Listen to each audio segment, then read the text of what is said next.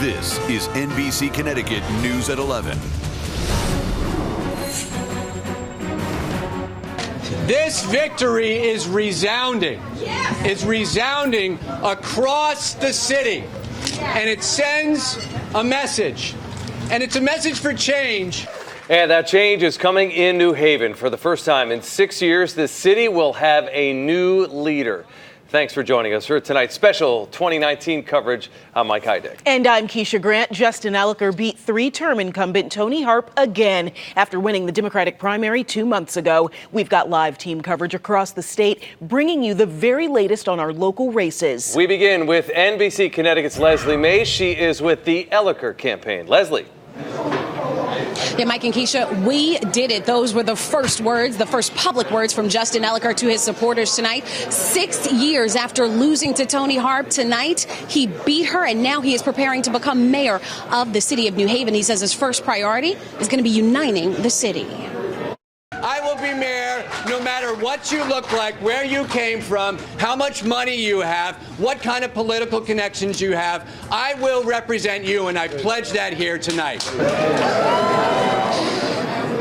And tonight, a triumphant Justin Elicker greeting supporters following his resounding win. The former city alder says he plans to be a mayor for all residents of the Elm City following a campaign to unseat incumbent Tony Harp that he said highlighted a divide between the residents of New Haven, sometimes along the lines of the basis of class and of race. Now, in his victory speech, Elicker, he praised Harp, and he said that she won't be remembered for the tone of this campaign cycle, but instead for the 3 decades of public service she had here in Connecticut. Elicker said Harp pledged her support to help make his transition into office seamless. Elicker also had a message for New Haven's African-American community, saying that no matter what, he won't forget them, and his administration will be one of inclusion. But again, his biggest priority tonight, bringing the city together.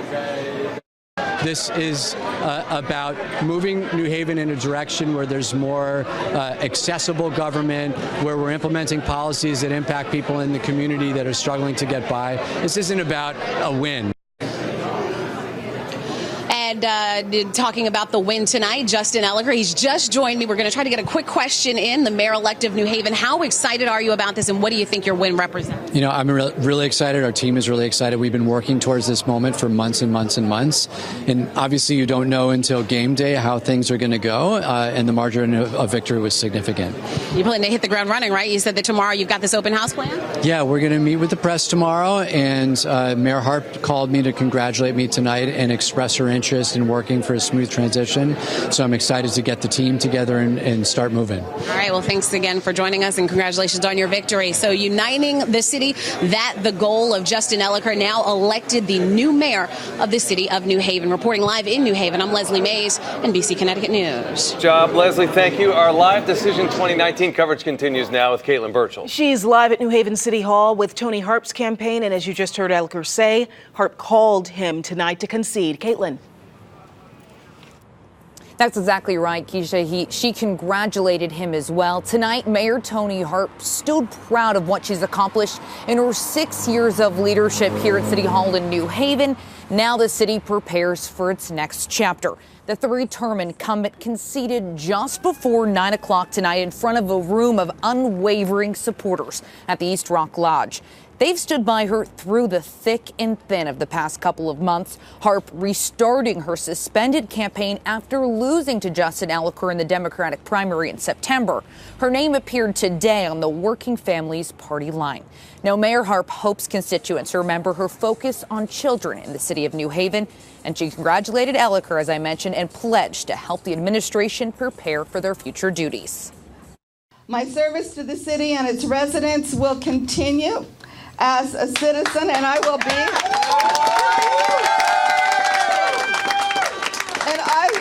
the mayor for the next 8 weeks. I know that my administration has done great work, and it's a wonderful foundation for the new mayor to build upon. Now, Mayor Tony Harp was the first female mayor of New Haven. She's also served as a state lawmaker and as a city alder. I asked her what's next. She told me to stay tuned. Live in New Haven, Caitlin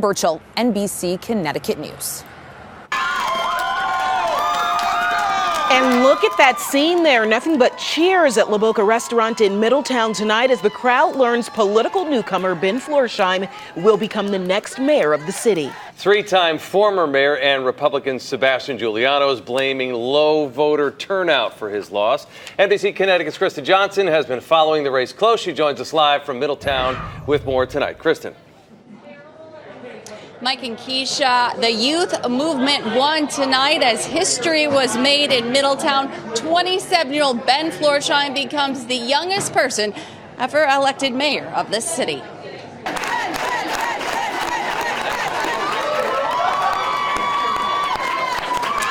He's never held political office and just moved to Middletown for college 9 years ago. In fact, he never lived in the state until 9 years ago. But Florsheim says his progressive agenda resonated with voters. Florsheim, who works for Senator Chris Murphy, says on day one he's going to start reaching out to his constituents. He counts education and redevelopment of the riverfront among his first priorities. Now, with just day of registration ballots left to be counted, Florsheim was winning with 5,997 votes to Republican Seb Giuliano's 5,429 votes. That's a difference of nearly 600 votes.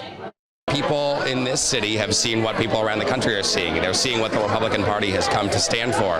They're seeing that local Republican Party politicians are not distancing themselves from what's going on at the national levels. There are 3 times as many Democrats registered to vote as there are Republicans in Middletown, and that combined with lower voter turnout is the reason former Mayor Seb Giuliano says he lost the election tonight. We start the day when the polls open at 6 a.m., we're 2,000 votes behind, and you have to crawl out of that hole before it really starts.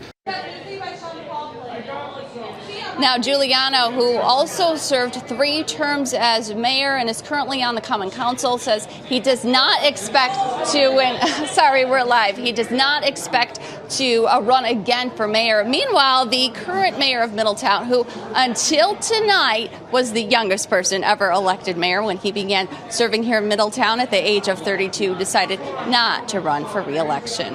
Live in Middletown, Kristen Johnson, NBC Connecticut News. Back to you. All right, thanks, Kristen. And Mayor Luke Bronin gets a second term to lead the capital city. He won a 6-way race and promised to keep working to move the city forward. NBC Connecticut's Jamie Ratliff has been with the Bronin camp all night. She's live in Hartford with more of what he had to say. Jamie. Yeah, Keisha, Mike Bronin spoke to a crowd of supporters saying there is still a lot of hard work left to do over the course of 4 years to come. But this race appearing to be an easy win for Hartford's mayor. While we do not have official numbers, Bronin's campaign says this was a decisive win, a landslide, really. They say their numbers show for 11 of 24 precincts, Bronin has nearly 80% of the vote, with Republican candidate J. Stan McCauley at just under 9% and petitioning candidate Eddie Perez at nearly 12%. At last check, a spokesperson for Bronin says they have not received any calls from many of the other candidates. During Mary Luke Bronin's victory speech, he pointed to his work over the last 4 years, saying they've tackled challenges the city faced head on. He says they need to continue to grow jobs and create opportunity, that the city needs economic development and investment. It's been a long campaign season, and I'm excited to be able to focus 100% back on the work of moving the city forward. I think it was a strong victory tonight, and I think that's because voters agree with the message we've been sharing, which is we know how much more work we have left to do in this city, but we're moving in the right direction, and we're going to try to keep the city moving forward. As far as turnout for races across the state, the Secretary of the State telling us that it seems to be pretty much on par for these types of local races. But next year, of course, that turnout expected to be a lot higher. We're live in Hartford. Jamie Ratliff, NBC Connecticut News. Mike. All right, thank you, Jamie. And in Bridgeport, Democrat Joe Ganim has declared victory. He was running against Republican John Rodriguez and several write-in candidates, including Marilyn Moore.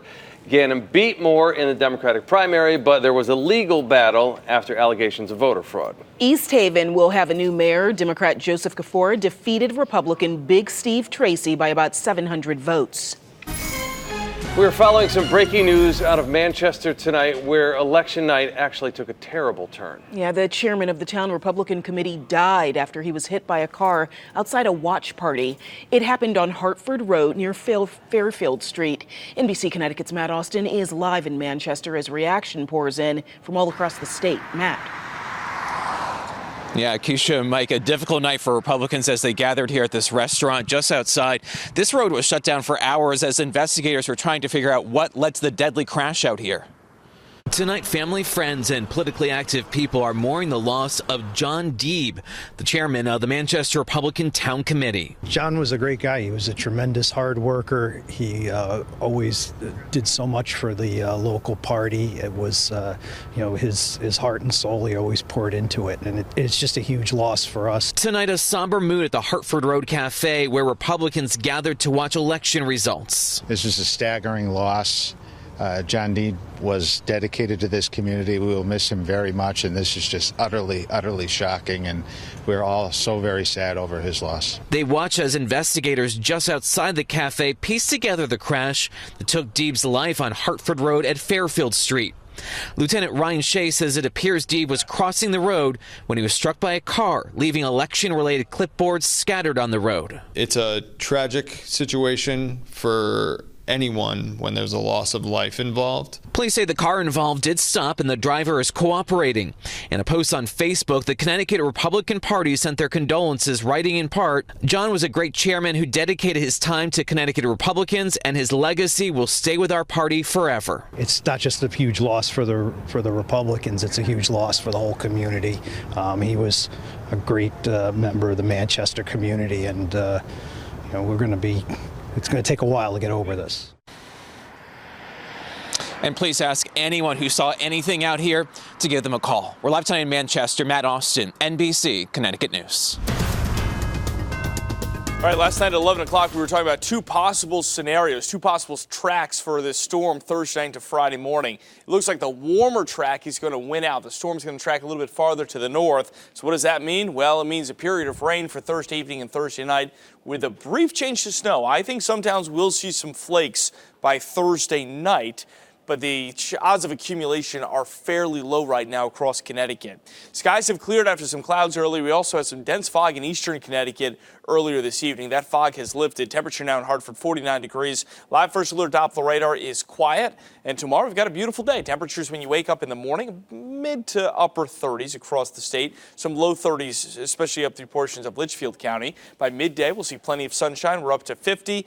And then by tomorrow evening at 5 p.m., clear skies, 47 degrees. Overall, tomorrow is looking great. But we do turn unsettled for Thursday and Friday with the potential for at least a little bit of snow and some really cold air in the exclusive 10-day forecast. We'll talk about just how cold coming up in just a few minutes. Mike and Keisha, back to you. All right, thanks, Ryan. Stay with us as our special Decision 2019 coverage continues. We have more results coming in. But first, a look at some of the other races from across the state.